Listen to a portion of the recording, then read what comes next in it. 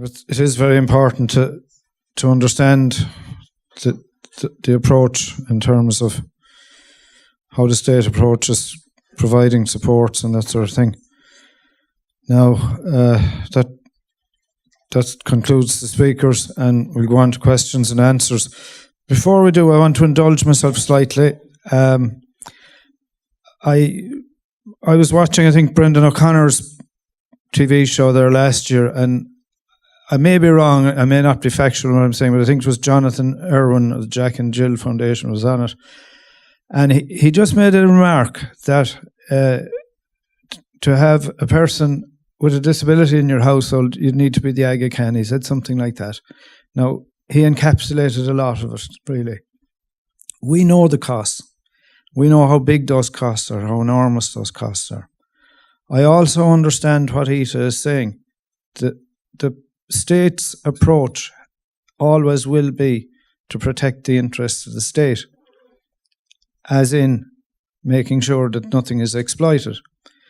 But what I would like to do is do a quick run around the room here, and anybody who is a person with a disability or a carer, just to say in a sentence, or in a word if possible, or in a sentence at max, just to say one item of cost that stands out for them, so that we get a broad view understanding of what the costs are. And also, maybe if you would, just say if you have spent money out of your own pocket in buying either equipment or a therapy or something else like that. So maybe we could have a quick exercise in that for a few minutes before we go to questions and answers. The one cost for me is an adapted van. You mentioned the cost of a van. My van is on the blink.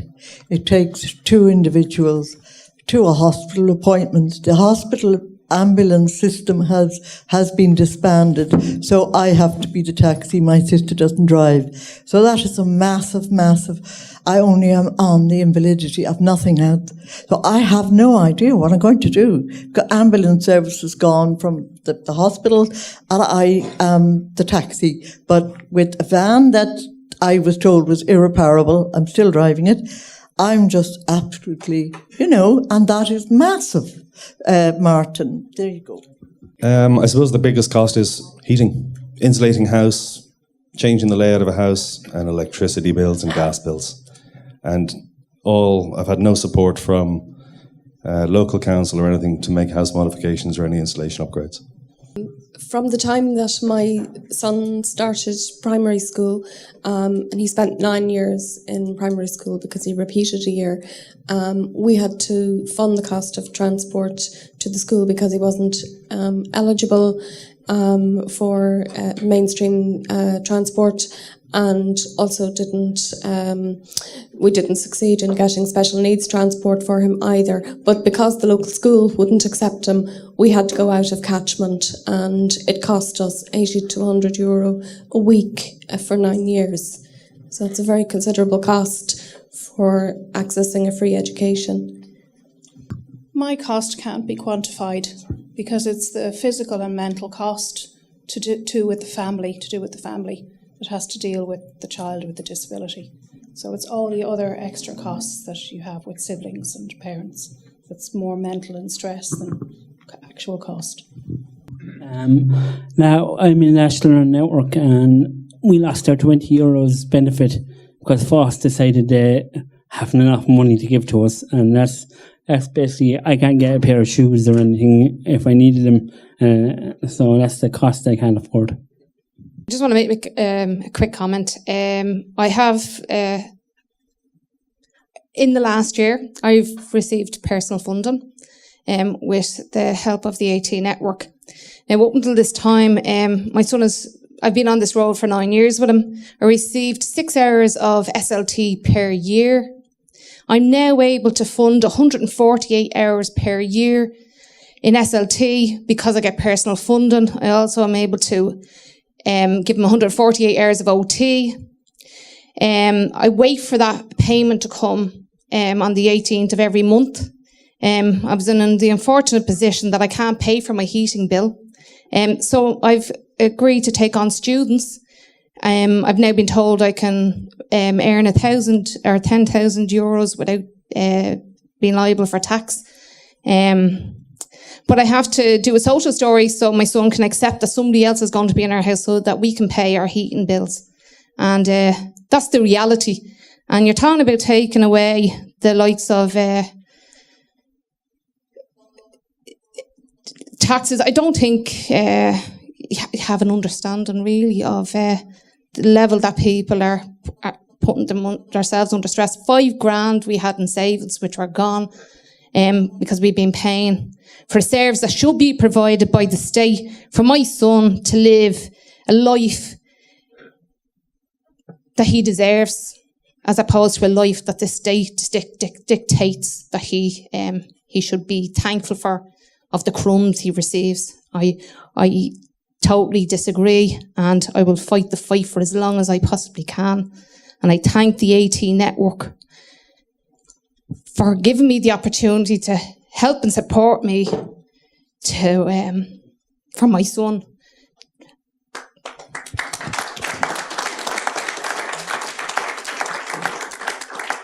The largest cost that I paid for that service was for administration costs. And I paid in the region of 3,000 to 4,000 for that cost. And it's not a cost that we know that I knew about before when I received my service from a service provider. And my relationship with the service provider now has changed because I paid directly for my PA service. And as the ladies spoke earlier today, their relationship with the occupational therapists or with the physiotherapists. This week I've left 5 phone calls with my physiotherapist to call me back. They will never call me back until I harass them to the ends of the earth. But if that relationship changed in a situation where I was paying them for the service, they would definitely call me back. I know that that's an inevitable situation.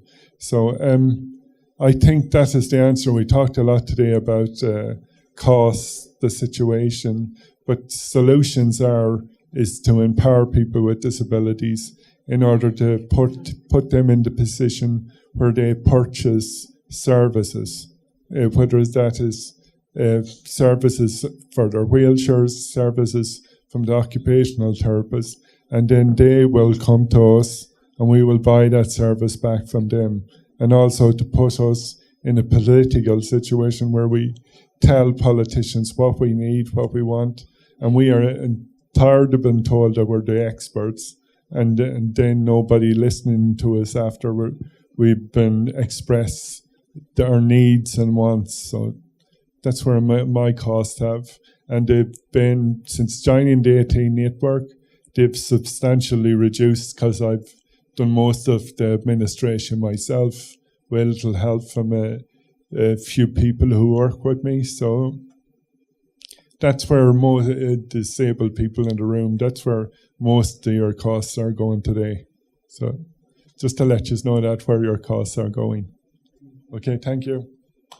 Part of the costs I've encountered with my son is physiotherapy due to the service not being in a position to give additional physiotherapy when required, and that could cost €80 an hour. And that's been ongoing for a number of years. In terms of equipment, because of delays in processing with monthly budgets within our local area HSC, on one occasion we had to buy, for example, a wheelchair, because by the time he would have got the wheelchair that was ordered for him, he would have outgrown it. I just want to give an example of a situation where I was trying to help someone. I'm a former social worker, and I used to work in the disability field in England for a long time. And I was helping somebody recently with a particular issue. And I asked that person if they would get their notes under the Freedom of Information, get all their notes from HSE, various notes. And that person did get the notes from the HSE. And on that note, the occupational therapist had written, I was absolutely astounded.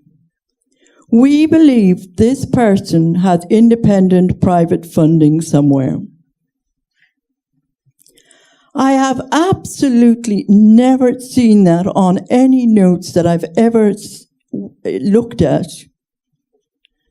This person that this note relates to is on basic benefit and is actually, according to this morning's talk, in the poverty range.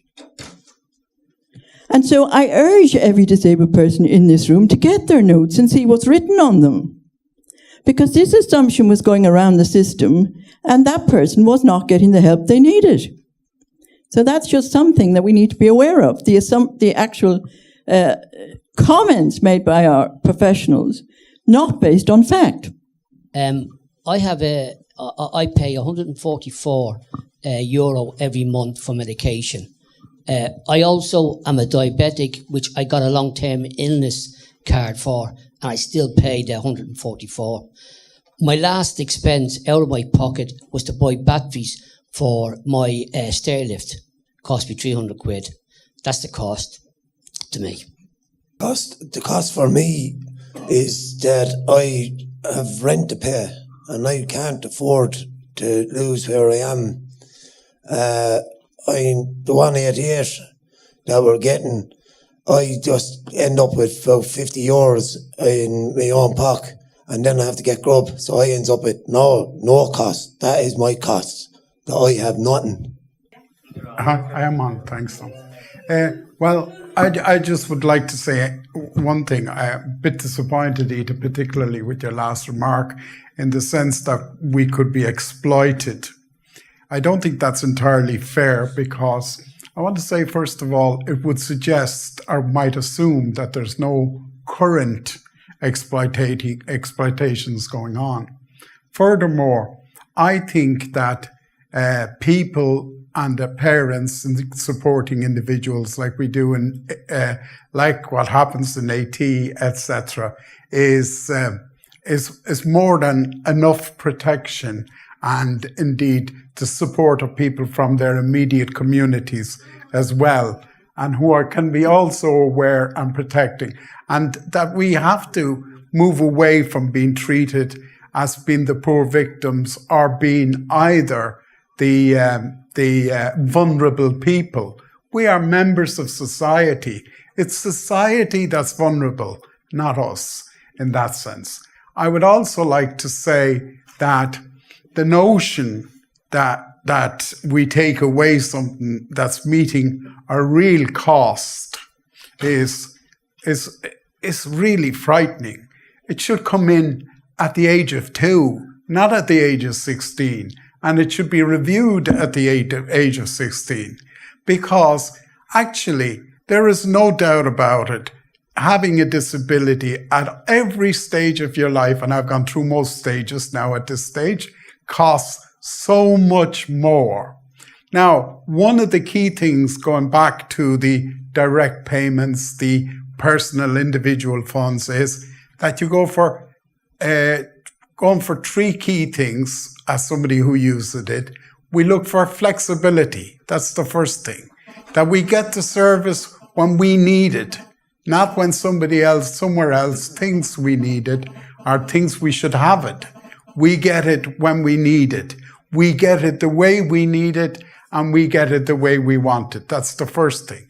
By taking responsibility for ourselves, however small or big that might be, and taking charge of our own administrations and all of that, it prepares us for life. Disability is not for the summer. It's for the whole lifetime.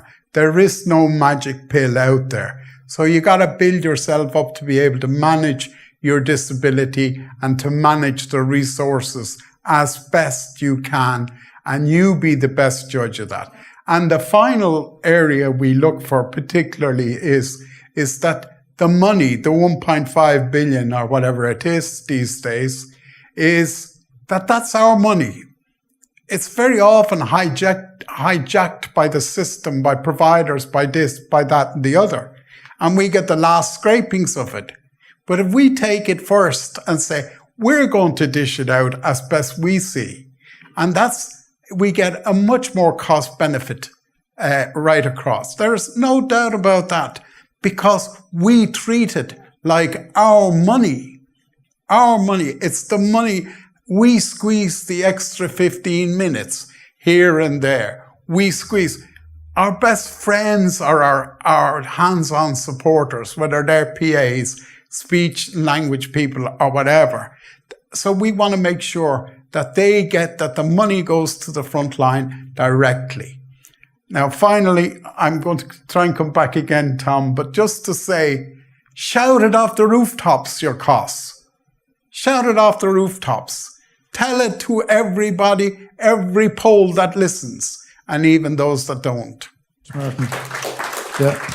I'd like just to say one thing in my own experience, or more in Mary Jo's experience. Sally Ann is my daughter. Mary Jo, when Sally Ann was younger, Mary Jo had to drive to Galway, a distance of 60 miles, 2 days a week, to access the service.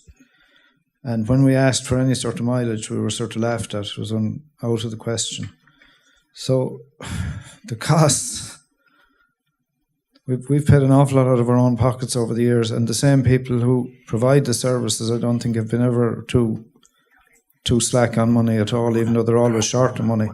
They're well paid.